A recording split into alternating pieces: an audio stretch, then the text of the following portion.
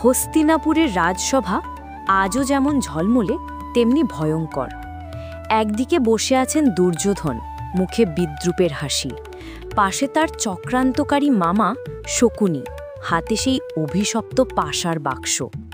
যুধিষ্ঠির পাশার খালায় সব হারিয়েছেন, ধন, রাজ্য, ভাইদের স্বাধীনতা, এমনকি নিজের স্ত্রীকেও বাজি রেখে হারিয়েছেন। এখন দ্রৌপদী কৌরবদের দাসী। দুর্যোধন ক্রুদ্ধ কণ্ঠে বলে উঠল, ও দুঃশাসন, নিয়ে আয় সেই দ্রৌপদীকে, সে এখন আমাদের দাসী, আমাদের সামনে আসুক। দুঃশাসন গর্জন করে রাজসভা থেকে বেরিয়ে গেল, তার মুখে হিংস্রতা, চোখে নেশা। পাণ্ডবরা মাথা নিচু করে বসে আছেন, ভীমের চোখ লাল, মুখে ক্রোধের আগুন।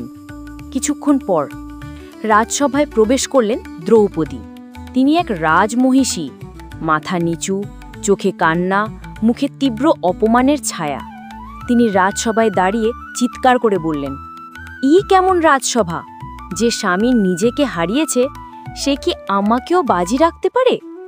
সভা নিস্তব্ধ, ভীষ্ম নীরব, দ্রোণ হতবাক, ধৃতরাষ্ট্রের মুখে কোনো কথা নেই। দ্রৌপদী আবার বললেন, আমি প্রশ্ন করছি ধর্মকে, ধর্ম কোথায়, ন্যায় কোথায়? যে রাজা ধর্মপুত্র নামে পরিচিত সে আজ এক নারীর সম্মান বাজি রাখল। দুর্যোধন দাঁড়িয়ে বিদ্রূপের হাসি দিয়ে বলল, তুমি এখন দাসী, দাসীর মতো আচরণ শেখো দ্রৌপদী। দ্রৌপদী তীব্র কণ্ঠে বললেন, আমি পাণ্ডবদের স্ত্রী, আমি রাজকুলের বধূ, তুমি আমাকে অপমান করতে পারবে না।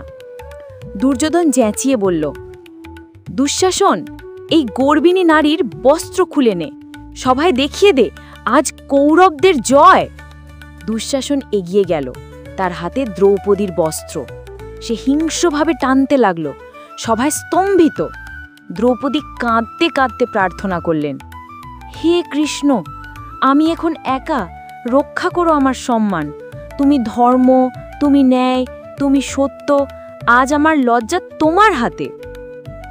দ্রৌপদী চোখ বন্ধ করলেন, আর অলৌকিকভাবে ঘটল এক আশ্চর্য দৃশ্য। দুঃশাসন যতই বস্ত্র টানছে, বস্ত্র ততই বেড়ে চলেছে। দ্রৌপদীর শরীর ঢেকে যাচ্ছে অশেষ বস্ত্রে। দুঃশাসনের হাত ক্লান্ত হয়ে পড়ছে, ঘাম ঝরছে তার কপাল থেকে। দুর্যোধনের মুখের হাসি মিলিয়ে গেল, শকুনি স্তব্ধ হয়ে গেল সেই ঐশ্বরিক শক্তির সামনে।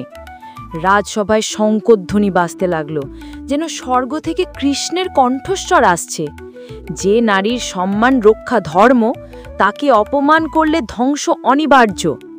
দুঃশাসন মাটিতে লুটিয়ে পড়ল, ক্লান্ত, পরাজিত। দ্রৌপদী তখন দাঁড়িয়ে মাথা উঁচু করে বললেন, এই অন্যায়ের বিচার হবে। আজ আমার অপমানের প্রতিশোধে কুরুক্ষেত্রের যুদ্ধ জন্ম নেবে। ভীম উঠে দাঁড়িয়ে গর্জে উঠল, দুঃশাসন, আমি শপথ নিচ্ছি, তোমার বুক চিরে তোমার রক্ত পান করব এই অপমানের প্রতিশোধে। সভা থরথর কাঁপছে। ধৃতরাষ্ট্র কাঁপা গলায় বললেন, থামো, আমি অন্যায় করেছি। দ্রৌপদী, তোমাকে মুক্তি দিলাম, তোমার সম্মান ফিরিয়ে দিচ্ছি। দ্রৌপদী চুপ করে তাকালেন সবার দিকে, তার চোখে অশ্রু, কিন্তু মুখে তেজের আলো। তিনি ধীরে বললেন, আজ এই সভায় মানবতার মৃত্যু হয়েছে, একদিন এই রাজসভায় ধ্বংস হবে অন্যায়ের আগুনে। সেই দিন ছিল মানব সভ্যতার ইতিহাসের সবচেয়ে লজ্জাজনক দিন। এক নারীর সম্মানকে অপমান করা হয়েছিল রাজসভায়, রাজাদের সামনে। কিন্তু সেই অপমানই হয়ে উঠেছিল ধর্মযুদ্ধের সূচনা। যেদিন দ্রৌপদী কেঁদেছিলেন, সেই দিন থেকেই শুরু হয়েছিল কুরুক্ষেত্র যুদ্ধের আগুন। এই গল্প শুধু অতীত নয়, এই এক চিরন্তন শিক্ষা। যেখানে নারীর অপমান হয়, সেখানে ধর্ম টেকে না, রাজ্য টেকে না।